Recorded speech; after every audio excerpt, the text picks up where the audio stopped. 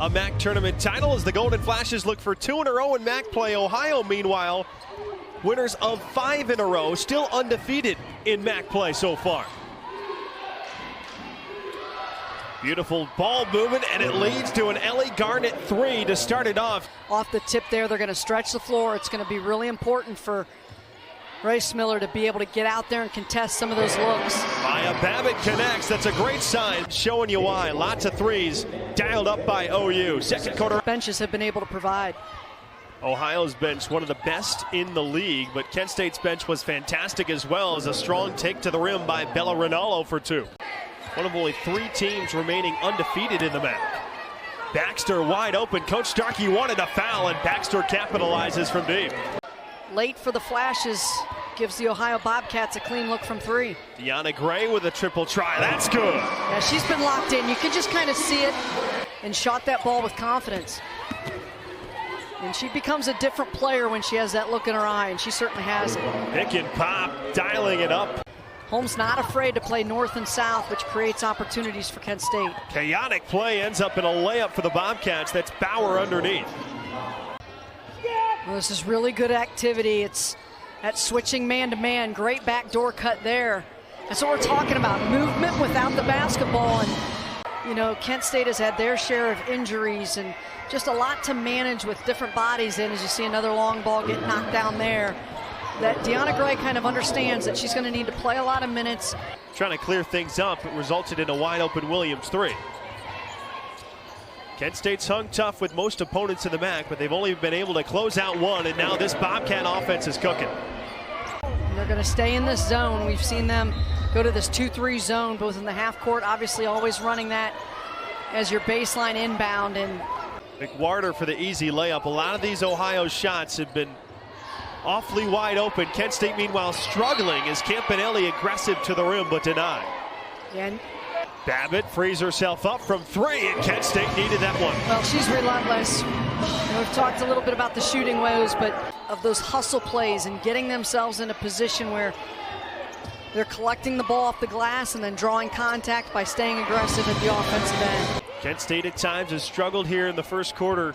It's either a turnover or a bucket. Rarely a missed shot and a rebound. Tabling, steps back. She's dangerous. Yeah, she doesn't need much space at all. And Kent State will hold for the last shot. Holmes has not taken a 3 all year long. Gray's got to shoot it. Step back, and she's blocked at the first quarter horn. You know, have really invested into the women's game. Longtime assistant coaches have put their time in, learned a lot of different things from a lot of different mentors. At the offensive end, where they've got to match up then is at the defensive end when she gets pulled out. And another clean look from long range from Babbitt. 3-point shooting, and that's a result of what they've been able to do at the defensive end, which is... Like we said, Maya Babbitt's going to likely have to be the leader tonight, but an uncontested drive to the rim. Todd Starkey's not going to be happy about that. For Kent needing to defend early and match up, so a good job there of locating and coming away with the basketball for Babbitt. Riz Miller forces it up off the window. If she can be a little bit more physical. This is not going to do you much good there, especially when there's not much space in 3 bodies. Klatt pops and drills a 3. All of a sudden, Kent State down 7. Now 8 offensive rebounds, moving the basketball. Klatt smart to find the point guard there, Deanna Gray. Hildebrand, everything's fallen lately for KSU, not that time. Klatt another chance, Hildebrand. This one falls. Hildebrand up to 6 points. Klatt with 7. Babbitt leads Kent State with those 3 threes. She's got 9. Deanna Gray in a lot of stress. Somehow fits it into Hildebrand, who knifes her way to the rim. No, Klatt the putback. She's been massive so far. Massachusetts and Central Michigan, all very good teams in the conference. Kent State's had to face them in the early going. Klatt the putback, floats it up and in. How big that was going to be for Kent State, but Klatt is filled in nicely and doing a tremendous job of anchoring the interior. She's been excellent in traffic tonight. Speaking of in traffic, Bailey tabling, that's tough. Just the crossover there, able to create one-on-one, nice little. Rinaldo off the bounce, can't maneuver by Babbitt.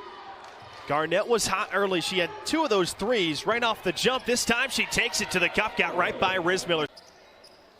Kent State goes to that zone. Not sure why Ohio tried to force it in there. Oh, and Holmes and Gray, no one took control of the ball, and Rinaldo lays it in. Also, Megan Murray for Kent State, as this is just a play that Kent State should have had a layup, but it turns into 2 for the Bobcats. Yeah, the number one thing, and Deanna Gray, I think she rolled her ankle on that previous possession because she came right out, hobbled a little bit, is at the end of the bench getting taped. One extra dribble, found herself in trouble. Rinaldo left it short, and Caitlin Holmes knows one speed, it's downhill. Bounce to Babbitt, who's blocked by Tabling. Thing to do was defend in transition and locate scorers, and good job of sprinting through by Babbitt to make a play on the ball. Quick 3 from the corner. Murray swings it over to Babbitt, gets a little bit of an angle, and a blocking foul underneath. Bob Bolden not pleased at it. You're going to see the swing here, and a lot of contact. I think she gets the benefit of the day. Ohio starting to feel it here offensively. Probably their best individual score. How about the footwork inside by Tabling? Into Babbitt, forces it back out for Gray. Seems like Kent State's holding on by a thread here on a lot of these passes. Babbitt down the lane, that's a pretty floater. Bobcats with the lead here in the third. Come on back, ESPN+. Top 10 in the MAC in rebounds. She has 6 points, all of them coming in the second half. Ohio quickly the other way. That's a big response from Bauer.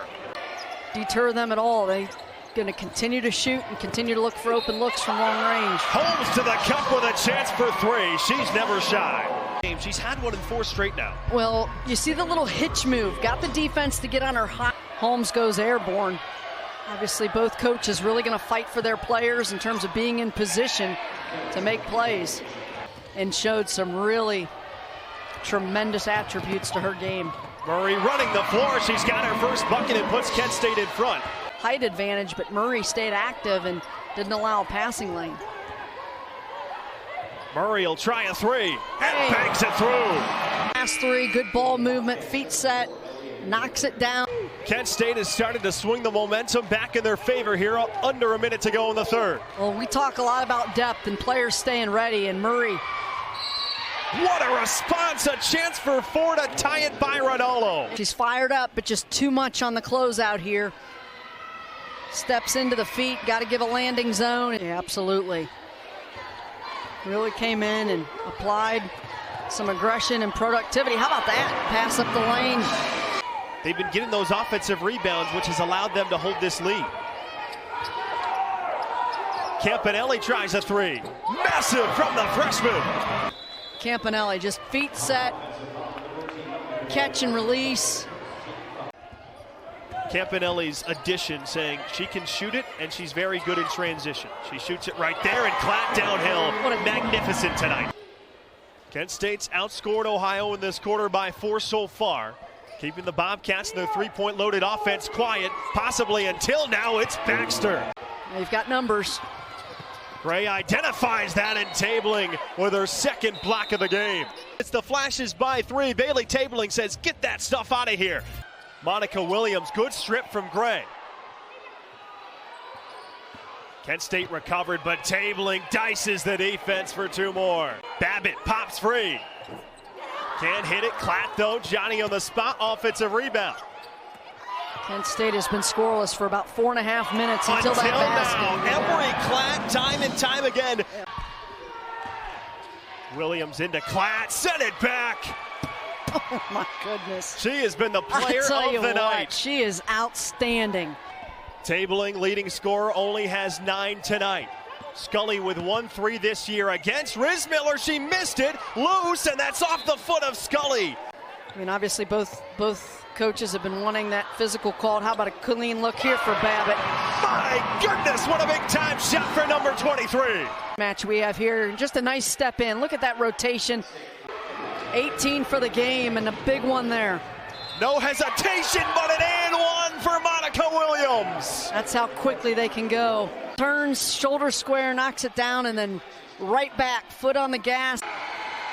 Gotta box out if you're Kent State down low. She got it.